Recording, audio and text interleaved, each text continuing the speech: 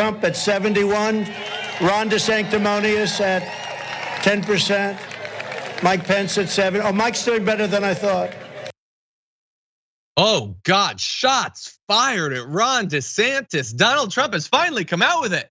The big nickname, the insult, the demeaning little smear that's gonna take down Ron DeSantis. Sorry, Ron DeSanctimonious. And I have to say, after hearing that, I immediately thought I might be overestimating Trump. I might have to change my view of the coming clash between them because that's not very good, Dan. What do you think?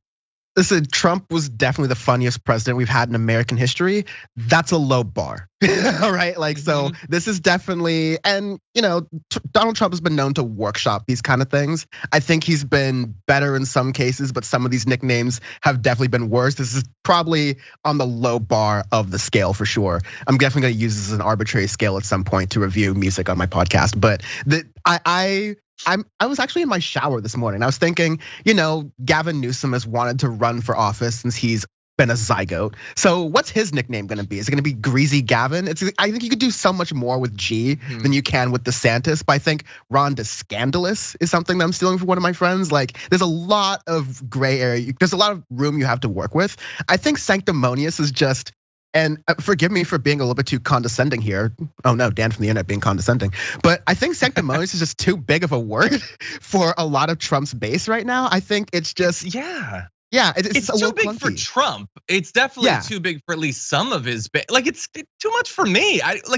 What? Like, that's the best you've got. Like, apparently Emma's been going with rip off Ronnie.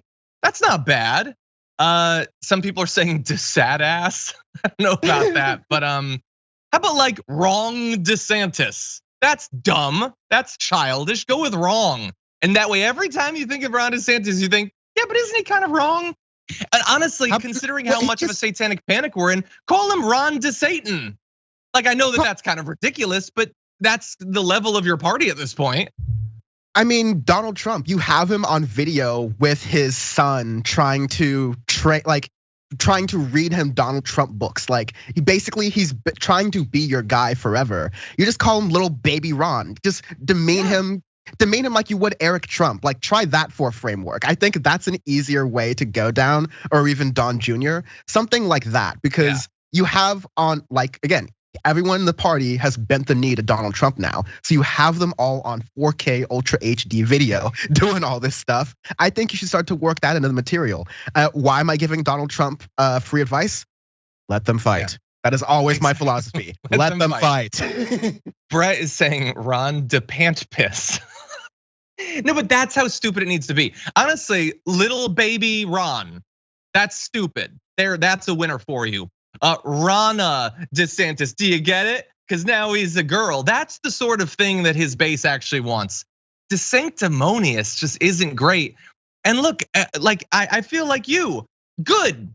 If it's super weak, then they'll drag out this fight and all of us can watch and it'll be great. But here's the thing that makes it even more embarrassing for Donald Trump, who I don't think is as talented as a lot of his supporters think, but he at least has come up with names that have stuck, like Lil Marco and Lion Ted and Low Energy Jeb, those sorts of things. Apparently, he's been privately testing nicknames for DeSantis with his friends and advisors, including that one, and that's the one that he went with.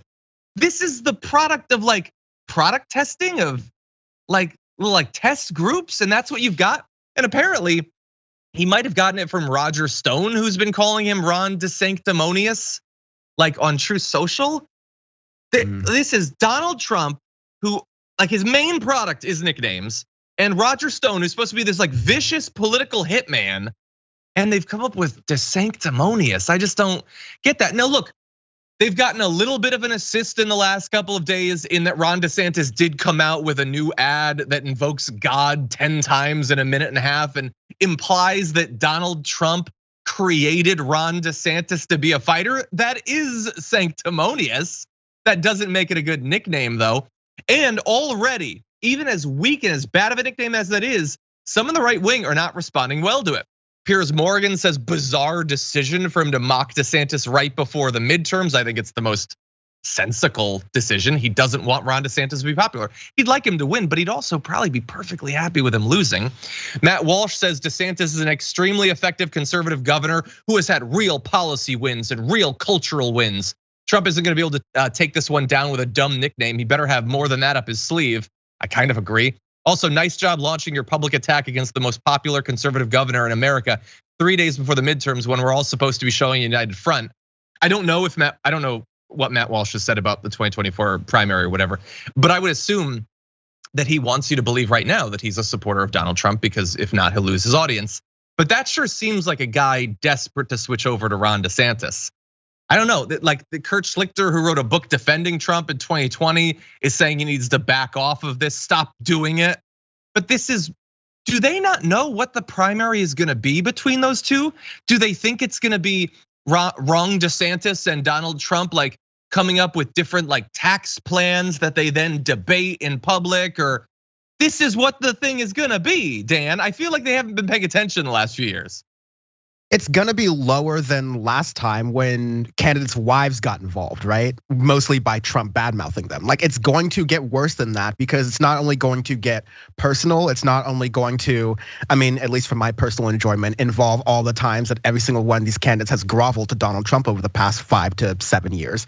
But it's also going to drag minorities, people of color, marginalized communities, all the supposed culture wars that Matt Walsh is talking about. It's gonna also add to the negative space that's happening in the United States right now, where all these communities are under enhanced threat of violence. So it's gonna be bad in that way, but I don't get why people expect anything different, because, well, gee, it's not like any of these candidates haven't run elections before. Like, Trump literally ran an election. He's been running for president since he effectively lost. He hasn't even admitted that yet, so, you know. Exactly. Yeah, and on the other side, Ron DeSantis, I'm gonna make that stick, has been running for like decades. He's wanted to be president. In fact, we're not gonna be able to fit in the show today, but we do have this stuff, reports from students of his from back when he taught at this private school.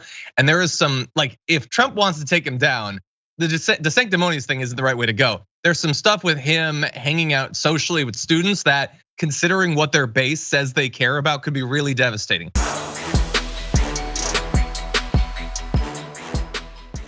Check out the Damage Report podcast each day, wherever you get your podcasts, whether Pocket Casts or Stitcher or iTunes.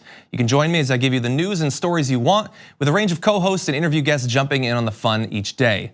Again, that's the Damage Report, wherever you get your podcasts. And if you get them at iTunes, don't forget to rate and review. Sometimes I'll read them live on the show.